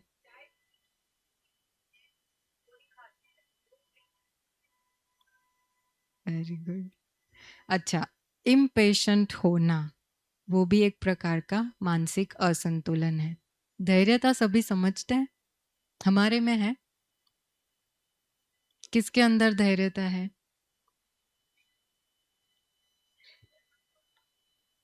बाबा तो बोलता है, हमने जान लिया। पेशेंस सभी समझते हैं, हमारे पास है। पेशेंस के लिए, धैर्यता के लिए शास्त्रों में एक एग्जाम्पल है, बहुत क्लासिक एग्जाम्पल, रामायण के अंदर। कौन सा? रामायण के अंदर पेशेंस के लिए राम, सीता, भरत और शबरी। शबरी का नाम शबरी क्यों पड़ा? क्योंकि उसके अंदर सब्र बहुत था, है ना? क्या सब्र था? वो शायद, हाँ, कितनी कितनी एज की थी वो? शायद 7 साल की या कुछ, या 17, पता नहीं। लेकिन इस आयु में उसको किसी ने बोला, किसी ऋषि ने, कि तुम्हारे घर राम आएंगे। तब से उसने अपना आंगन सजाना शुरू किया। वो बूढ़ी हो गई, आंखें कमजोर हो गई, लेकिन उसका इंतजार जवान का जवान रहा। तो इसको बोलते हैं धैर्यता, कि अपने कर्म के फल को उसने समय की सीमा में बांधा नहीं। हमारे पास ऐसा धैर्य है? हम किसी प्रोजेक्ट को स्टार्ट करें तो हम तो इम्पेशेंट हो जाते हैं, कब पूरा हो, कब पूरा हो, कब रिजल्ट मिले, कब रिजल्ट मिले, कब मुनाफा स्टार्ट हो। उसने कभी नहीं सोचा होगा कि 10 साल हो गए राम नहीं आए, 20 साल हो गए राम नहीं आए। तो ये कहते हैं धैर्यता। अब हाथ उठाओ किसके पास धैर्यता है? फिर भी है तो कॉन्ग्रेचुलेशंस। ठीक है, मैं ये नहीं कह रही, लेकिन हाँ, स्वास्थ्य को पाने के लिए भी धैर्यता की बहुत आवश्यकता है। जो आज भी ललित भाई ने कहा कि नेचुरोपैथी बहुत स्लो प्रोसेस है। एक बात जीवन में हमेशा याद रखना, जिसका रिजल्ट फास्ट आता है उसका रिजल्ट फास्ट खत्म भी हो जाता है। जो स्लोली रिजल्ट देता है उसका रिजल्ट भी लंबे समय तक टिकता है। इसीलिए मैं गोली का कोई विरोध नहीं कर रही हूँ, लेकिन अगर आपको डायबिटीज है, आपने एक गोली खाई, वो 12 या ज्यादा से ज्यादा 24 घंटे उसका इफेक्ट रहेगा, उसके बाद फिर गोली लेना पड़ेगा। तो फास्ट इफेक्ट आता है, फास्ट इफेक्ट चला भी जाता है। लेकिन अगर आपने मेहनत की, डाइट ठीक किया, लाइफस्टाइल ठीक की और आपने उसको निकाल दिया जड़ से, तो भले आपका डायबिटीज जाने में कुछ 4 महीने लगे, लेकिन फिर सालों तक वो वापस दिखेगा नहीं, अगर आपने गड़बड़ ना की तो। समझ में आया? इसलिए कभी भी कहा जाता है ना, शॉर्टकट में ज्यादा जाना नहीं चाहिए। वैसे मैं दवाई से एक बात ये भी कहूँ कि अभी एक टाइम आया, आप सभी ने फेस भी किया होगा, कि एलपीजी ठीक से नहीं मिल रहा था, या अभी भी नहीं मिल रहा है शायद, है ना? मुझे ज़्यादा अनुभव नहीं हुआ हम लोगों को, क्योंकि तपोवन में गोबर गैस से बनता है सारा भोजन, इसलिए वो शॉर्टेज का क्या इफेक्ट आया वो सुना है, सिर्फ देखा नहीं है। लेकिन आज एलपीजी की शॉर्टेज हुई, कल मान लीजिए दवाइयों की शॉर्टेज हुई, और आपकी दिन की 2, 4, 10 गोली चल रही है, तो वो दिन कैसे होंगे? आप स्टॉक करके कितनी दवाइयों का स्टॉक कर सकते हो? कोई बहुत बड़ी परिस्थिति आई, बहुत बड़ा वॉर छिड़ गया, तो कितना स्टॉक कर पाएंगे? वो तो हमें पहले से पता भी नहीं होता है। जैसे नोटबंदी रातों रात हो गई, वैसे ये चीजें भी रातों रात हो जाएंगी। दूसरी बात, जिनको जो आज कहा कि पेट साफ करने के लिए भी हमको कुछ ना कुछ लेना पड़ता है, मान लो अगर मुझे रोज त्रिफला या कायम चूर्ण कुछ लेना पड़ता है, या कोई भी दूसरा कैस्टर ऑयल वगैरह, एक दिन ऐसा आया कि चीजें मिलना बंद हो गया, तो खाना तो हम फिर भी खाएंगे, पर पेट साफ नहीं होगा तो क्या करेंगे? प्रेशर। हम कमोड पे बैठेंगे और प्रेशर डालेंगे। ये जो प्रेशर डालते हैं, पूरा प्रेशर नीचे की ओर आता है और वहाँ जो वेन्स होती है उसी पर सारा प्रेशर आता है। फिर वो वेन्स फूलती है, जिसको हम बोलते हैं पाइल्स या हेमरॉइड्स, है ना?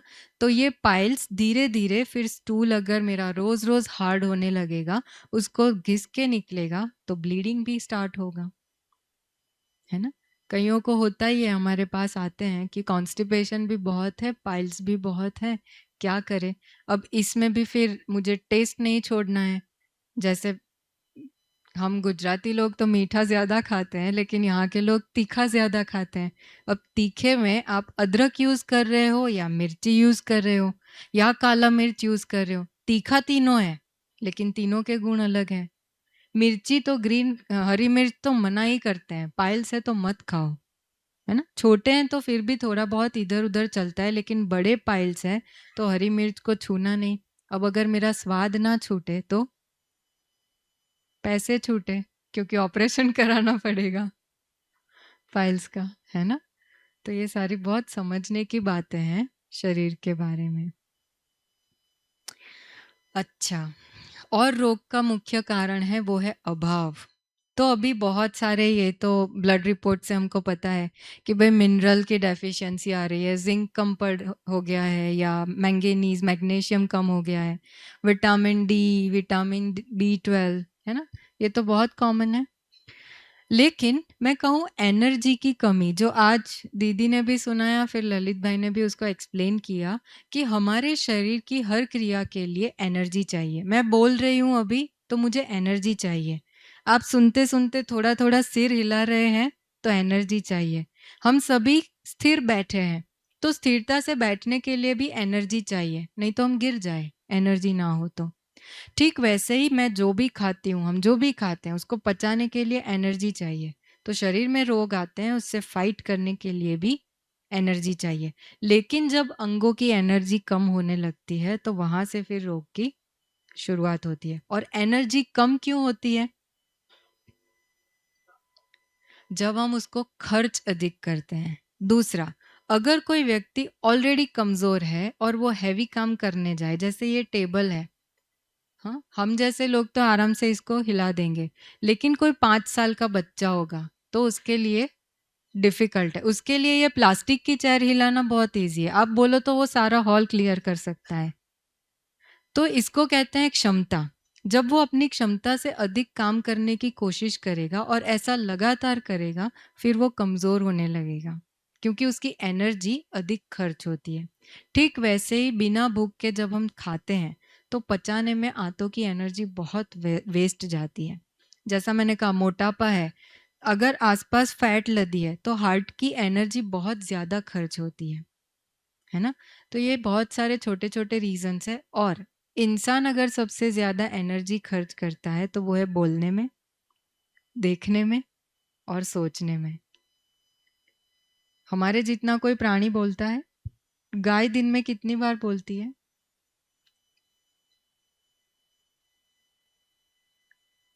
नहीं पता, बोलती नहीं है, जो भी वो करती है आवाज। शेर कितनी बार दहाड़ता होगा दिन में? तब तो वो शिकार करने जाएगा। कुत्ता कितनी बार भौंकेगा? बहुत बहुत भूखते, वो तो आपस में झगड़ते होंगे। बाकी कोई भी प्राणी तभी आवाज ज्यादा करता है जब उसको डेंजर की फीलिंग आती है, कुछ समथिंग डेंजरस, जैसे, हाँ, तब वो भौंकता है। और इंसान, आंख खुले तब से उनका चालू होता है, आंख बंद हो तब, तब तक। इसीलिए आज कहा ना, जीभ इतनी एक्सरसाइज करती है, इसलिए वो बीमार नहीं पड़ती है। अच्छा, ऑक्सीजन का अभाव भी सबसे अधिक रोग लाता है। तो आज सुबह जिनल बहन ने प्राणायाम कराया, मुझे नहीं पता आप में से कितने लोग थे, लेकिन प्राणायाम ऐसी क्रिया है जो शरीर में ऑक्सीजन का लेवल बढ़ाती है। हम सांस तो ले ही रहे हैं, ऑक्सीजन हम भर ही रहे हैं, लेकिन हमारे सभी अंगों को जब सफिशिएंट ऑक्सीजन नहीं मिलता है, तब जो टूट फूट होती है वो ठीक से रिपेयर नहीं हो पाती। तो उसके लिए ऑक्सीजन का लेवल बढ़ाना बहुत ज़रूरी है। और उसके लिए हमें क्यों बैठ के प्राणायाम करना पड़ेगा? क्योंकि हमारी लाइफस्टाइल है सेडेंटरी। बाकी अगर हम मजदूरी करें, बहुत ज़्यादा वजन उठा उठा कर चालना, चढ़ना, उतरना, तो फिर हमें भी प्राणायाम करने की कोई ज़रूरत नहीं है। लेकिन हमारी ऐसी लाइफस्टाइल नहीं है। तो जिनको हार्ट की प्रॉब्लम है वो लोग शायद कपालभाति और भस्त्रिका ज़्यादा ना कर पाए, लेकिन अनुलोम विलोम तो कर सकते हैं। कपालभाति भी लाइटली कर सकते हैं। अच्छा, और आकाश तत्व का अभाव। आज की मुरली में एक लाइन मुझे बहुत अच्छी लगी, आकाश तत्व अनंत है।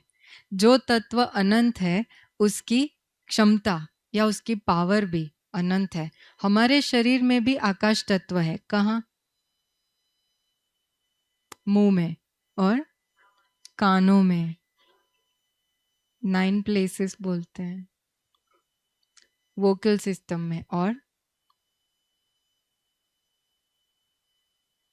यहाँ खोपड़ी में, और सोचने में, शरीर में। सब इतने कंफ्यूज हो गए हैं, मुझे ऐसा लगता है आपका ही शरीर है ना। नाक में है और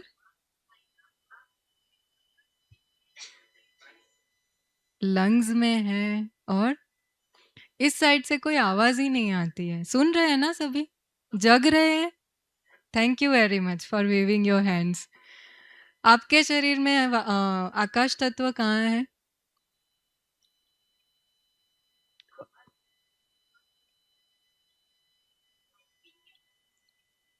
स्किन के पोर्स में। Very good. और बाहर का छोड़ के अंदर हवा ही हवा भरी है। जहां जहां खाली जगह है उसको बोलते हैं अवकाश, यानी आकाश। तो हमारे बॉडी में जहां जहां खाली जगह है वो हर जगह आकाश तत्व है। अब आप पेट भरा हुआ रखेंगे तो आकाश तत्व नहीं है। पेट को खाली रखेंगे तो आकाश तत्व है। पेट को खाली रखना अर्थात फास्टिंग करना, तो फास्टिंग करते हैं तब आकाश तत्व का अभाव नहीं रहता है। जैसे आकाश तत्व अनंत है, उसकी शक्तियां अनंत है, ठीक वैसे ही हमारे शरीर में जब आकाश तत्व बहुत अबंडेंट होता है तब वो अपार शक्ति इस शरीर को देता है, क्योंकि इन्हीं 5 तत्वों से हमारा शरीर बना हुआ है ना। वैसे आकाश को समझना है तो एक एग्जाम्पल देती हूँ। चलो, ये हॉल है पूरा, हम लोग बैठे हैं, इतने लोग बैठे हैं, लेकिन यहाँ पे कुछ 200-300 लोगों को और ठूंसा जाए, चलो भरा नहीं जाए, ठूंसा जाए, ये हॉल की कैपेसिटी क्या है? फुल भरे तो 200 तक। हम ऑलरेडी तो इतने बैठे हैं, और 200 लोगों को हम भर दे, फिर क्या होगा? जगह कम होने लगेगी ना। थोड़ा दबा दबा के 15, 20, 25 और ऐड कर दे, और जगह कम होगी। जितनी जगह कम होगी उतना आकाश तत्व कम होगा। वो कैसा भासता है? घर भी आप देखो, जिसके घर में कम फर्नीचर होता है ना, देख के दिल खुश हो जाता है। लेकिन जिसके घर में खींच खींच भरा हुआ होता है तो ऐसा लगता है भागो यहाँ से, कब पूरा करे सेशन। तो ये बहुत समझने की बात है। इस शरीर के अंदर भी बहुत कुछ भरा पड़ा रहता है ना, आकाश तत्व की जगह नहीं रहती तो वही फिर रोग का कारण बनता है। चाहे वो फैट हो, चाहे वो पुराना मल हो, चाहे वो बिगड़ा हुआ वायु हो, किसी से भी हमारा शरीर भरा हुआ नहीं होना चाहिए। ठीक है, 12:30 बज गए, लेकिन मैं थोड़ा थोड़ा 2-3 लाइन में पूरा करती हूँ। बहुत बड़ा रीजन अपच। अच्छा, आम, ये अभी आम का सीजन चल रहा है, तो आपको लगता है आम रोग का कारण बन सकता है? वंशी भाई, मैंने तो आम लिखा है, क्या कहते हैं? नहीं, ये आम वो खाने वाला आम नहीं है। आम माना अनडाइजेस्टेड एसिड, आइदर एसिड और अनडाइजेस्टेड फूड जो किसी ना किसी प्रकार के चिकनाहट के रूप में हमारे शरीर में जमता है, उसको आम या आव बोलते हैं। तो इसको बहुत डिटेल में ललित भाई लेंगे कि पित्त तो ठीक है दीदी, लेकिन बहुत सारा हमारे जॉइंट में भी जमता है, जिसको आंव बोलते हैं, आंतों में भी जमता है। हमारे पास जब लोग आते हैं डिटॉक्स कराने के लिए तो क्लीनिंग में बोलते हैं पता नहीं किस प्रकार की कुछ तो चिकनाहट निकल रही थी, रबर जैसा था, मलाई जैसा था, अलग अलग टाइप का। तो ये वो आम होता है, अनडाइजेस्टेड चीज है जो शरीर में सबसे अधिक रोग का कारण बनती है। अच्छा, जिसका पाचन खराब उसका सब कुछ खराब, क्योंकि सब कुछ सुधारने के लिए हम जितनी गोलियां खाते हैं वो पाचन तंत्र में ही डालते हैं। खाया खाया खाना, उसको पचाने का काम आंतों का, ठीक वैसे ही गोली भी खाई, उसको पचाने का काम आंतों का। अब जो व्यक्ति बोल दे मुझे भूख नहीं लगती, वो तो खाना पचा नहीं सकता। अगर कोई खाना नहीं पचा सकता, क्या वो दवाई पचा सकता है? अगर वो दवाई नहीं पचाएगा, क्या उसके रोग में सुधार दिखेगा? आप कई लोगों को देखेंगे उनकी कंडीशन कभी नहीं सुधरती हॉस्पिटलाइज होने के बाद भी, फिर उनको बॉटल सलाइन आदि चढ़ाते चढ़ाते इंजेक्शंस देते हैं, तभी कुछ वो लोग स्टेबल हो पाते हैं। उसका बहुत बड़ा रीजन आते खराब। ठीक है, घूम फिर के नेचुरोपैथी की बात दो ही बात पर आएगी, एक पेट और एक मन। ठीक है। अच्छा, सही पाचन शरीर में अमृत बना सकता है और खराब पाचन शरीर में जहर बना सकता है। मतलब बनाने की क्षमता हमारे शरीर की है, लेकिन पाचन का सही होना बहुत जरूरी है। तो अगर रोटी कोई चबा चबा के खाए तभी भी उसका शरीर उसको अमृत बना सकता है, और फ्रूट भी कोई बेवजह बिना सीजन का खाए तो उसका शरीर उस फ्रूट को भी जहर बना सकता है। इतनी क्षमता है शरीर की। इन्फेक्शन, अगर शरीर में कहीं भी छोटा भी इन्फेक्शन है उसको कभी भी इग्नोर नहीं करना चाहिए। जैसे आजकल लोगों को यूरिन इन्फेक्शन बहुत होता है, उसका बहुत बड़ा रीज़न यूरिन को होल्ड करके रखना है या तो पूरा ब्लैडर को खाली नहीं करना। तो अगर ऐसा कोई भी छोटा मोटा इन्फेक्शन है, हमने उस पर ज़्यादा ध्यान नहीं दिया और ब्लड तक वो पहुंचा, तो फिर वो सारे ऑर्गन तक पहुंच सकता है। और दूसरी बात, लंग और हार्ट, ये दो ऑर्गन ऐसे हैं जहाँ से ब्लड पूरा पास होता है कंप्लीटली। तो ये दो ऑर्गन में भी जब इन्फेक्शन होता है तो फिर सारे बॉडी में वो फैल सकता है, इसलिए बॉडी में कभी भी इन्फेक्शन नहीं होना चाहिए। केमिकल्स का यूज़, पेस्टिसाइड सबको पता है, मेडिसिन भी एक टाइप का केमिकल है। हाँ, बीपी की मेडिसिन जो लोग सालों तक खाते हैं वो फिर धीरे धीरे किडनी को खराब करती है। डायबिटीज की मेडिसिन भी जो लोग सालों तक खाते, एक तो डायबिटीज किडनी और लिवर को मारता है, दूसरा उसकी दवाई भी मारती है। तो कोशिश क्या करनी चाहिए कि हम दवाइयों से ही निकले। दवाइयों से कब निकलेंगे? जब बीपी और शुगर हमारा अपने आप कंट्रोल में रहेगा। तो कोशिश करिए कि नेचुरली सब कुछ ठीक रहे। और हॉर्मोन्स, स्ट्रेंज, केमिकल्स में हॉर्मोन्स लिखा है। हमारा शरीर हार्मोन रिलीज करता है, लेकिन जब हम नेगेटिव हो जाते हैं और हमारा बॉडी जो हार्मोन्स रिलीज करता है उसको शरीर निकाल नहीं पाता। जैसे पेस्टिसाइड खा लिया तो शरीर उसको निकाल देगा फूड के साथ जो हम कभी कभी कंज्यूम कर लेते हैं, लेकिन बॉडी का बनाया हुआ केमिकल बॉडी निकाल नहीं पाता है। उसके सामने फिर जब अवस्था सुधरती है, दूसरे हार्मोन्स सिक्रीट होते हैं, तभी बॉडी ठीक होता है। ओके, एक है विरुद्धाहार जिसका पूरा एक सेशन होगा। तो विरुद्धाहार मतलब रॉन्ग फूड कॉम्बिनेशन, दो चीज़ें आपस में गलत हो जाती है, वो भी एक प्रकार का धीमी गति का जहर है। धीमी गति का जहर इसलिए कि रोज़ आप खाते हो, सालों तक खाओगे, फिर सालों के बाद उसका रिजल्ट निकलेगा और आप कभी समझ नहीं पाओगे कि कहाँ से आया, क्योंकि धीमी गति के जहर को कोई समझ नहीं पाता है। मानसिक अवस्था भी रोग का कारण है। एक है आसक्ति, दूसरा अशांति और तीसरा पास्ट में जीना। हम सभी के पास बहुत नॉलेज है, मैं डिटेल में नहीं जाऊंगी, लेकिन आसक्ति से रिलेटेड एक स्लोगन है जो आप जीवन में हमेशा याद रखना कि आसक्ति हमारी आंतरिक शक्ति को तोड़ देती है। आसक्ति हमारी आंतरिक शक्ति को तोड़ देती है। आंतरिक शक्ति क्या है? Controlling power. और आसक्ति क्या है? आज खा लो ना, आज कर लो ना, आज मत करो ना। ठीक है, पूरा करें। आगे भी मानसिक अवस्था पर ही है, लेकिन हम उसको नहीं लेते हैं। okay? इसको सिर्फ शॉर्ट में देखना है तो राशि मिलती है। राग, रोष और रौब और रोग। राग सभी समझते हैं? जो समझते हैं वो हाथ खड़ा करे। राग किसको कहते हैं दीदी? जहां रग जाती है वो राग, मतलब आसक्ति, इच्छा, रग बहुत। लेकिन उन्होंने डिफाइन किया कि जहां जहां रग जाएगी वो राग है, जिसके लिए जैसे हम कोर्स कराते हैं तो योग समझाने के लिए वियोग समझाते हैं, वियोग माना दूर होना, तो योग इंसान समझ जाता है।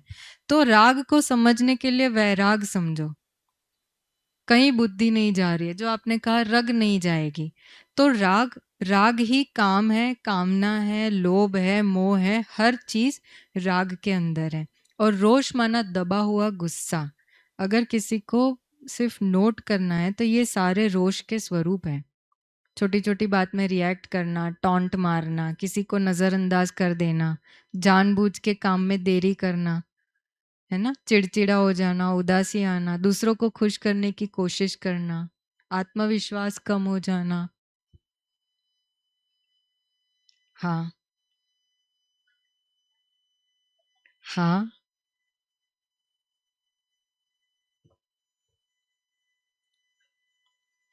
इसका बहुत डिटेल है इसलिए नहीं ले रहे हैं दीदी। अच्छा, रोज की हेल्थ पर होने वाले इफेक्ट, हमें लगता है मैंने सिर्फ गुस्सा किया है ना, लेकिन वो इतनी सारी सिस्टम पर इफेक्ट करता है। नर्वस सिस्टम में अगर वो लंबे समय तक रहे तो डिप्रेशन, एंजाइटी, हेडेक।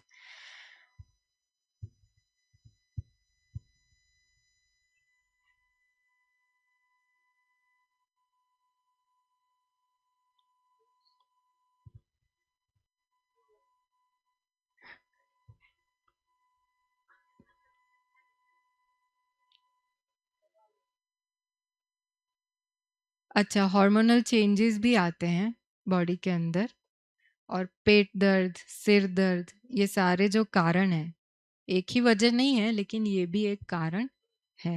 हाँ, दबा हुआ गुस्सा जो कर देता है वो फिर भी फ्री हो जाता है, लेकिन जो दबा के रखता है ना, उसकी इफेक्ट बॉडी पर ही आती है, क्योंकि गुस्सा हम मन में कर रहे हैं और मन और तन ऐसे जुड़े हुए हैं कि आप बोलोगे नहीं तो भी आपका शरीर तो सुनेगा, है ना।